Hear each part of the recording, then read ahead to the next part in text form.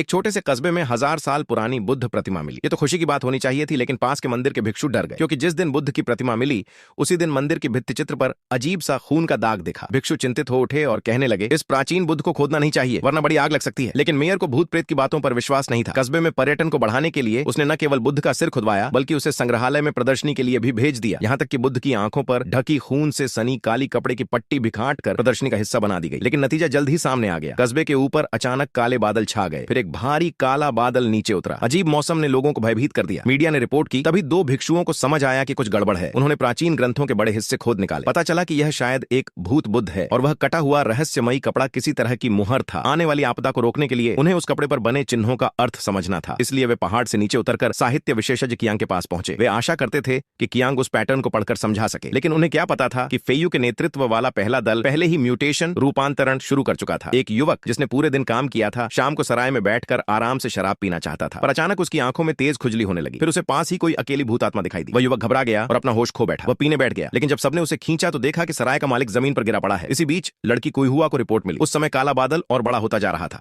और उसमें बर्फ भी घुली हुई थी। कुइहुआ की कार का शीशा लगभग टूट ही गया। वह समझ ही नहीं पा रही थी कि यह कैसा अजीब मौसम है। लेकिन गाड़ी से उतरने के बाद का दृश्य और भी चौंकाने वाला था। कार के शीशे और हवा के बीच फंसी बर्फ का टुकड़ा अंडे जितना बड़ा था। वह दिख रहा था जैसे जैसे जैसे मैं तुम्हें बताऊं, अगर वह बर्फ कुइहुआ को गुस्से से भर देने वाली थी तो उस युवक का अगला कदम उसे और भी हिलाकर रख देने वाला था। वह युवक अब अंधा हो चुका था। जो भी उसे दिखता वह उस पर चिल्लाने लगता। ध्यान रहे, वही युवक कस्बे का सबसे ईमानदार लड़का माना जाता था। अब उसकी बातें इतनी हल्की और बेहुदा हो गई थीं। कुइहुआ गिरने ही वाली थी कि अचानक युवक अपना नियंत्रण खो बैठा और उस पर झपटा। उसे अपने हाथों की जंजीरों की भी परवाह नहीं रही। उसने खुद ही अपनी बांह खींच डाली, लेकिन किसी को नहीं पता था कि यह तो बस आने वाली आपदा की झलक भर थी। दूसरी ओर भिक्षुओं के कहने पर कियांग ने भी पता लगाया कि इस भूत बुद्ध की वास्तविकता में अजीब घटनाएं और इंसानी बर्फ शामिल है, लेकिन वह उस अनुच्छेद का अनुवाद अब तक नहीं कर पाया था। इसलिए उसने सोचा कि अपनी पत्नी आ जैन, जो खुद भी साहित्य विशेषज्ञ थी, को मौके पर ले जाकर देखने देगा। लेकिन पत्नी का यह कदम एक ऐसा सपना बन गया जिसे कभी पूरा नहीं किया जा सका। वह जैसे ही संग्रहालय में दाखिल हुई, उसे लगा जैसे वह दी परिवार के अंकल को बुला रही हो। फिर अचानक उसकी आंखें सफेद हो गईं और वह जोर से चिल्लाई। फिर वह भीड़ पर झपट्टी, मानो किसी राक्षस जैसी हमला करने लगी। लोग भयभीत होकर बाहर भागे, लेकिन बाहर भी उतना ही खतरा था, क्योंकि किसी भी क्षण अज्ञात वस्तु उन पर गिर सकती थी। अब लोगों के बीच कोई भरोसा नहीं बचा था। वे एक दूसरे पर ही हमला करने लगे। पूरा दृश्य मानो प्रलय जैसा था। लोग घरों में भी वापस नहीं जा पा रहे थे।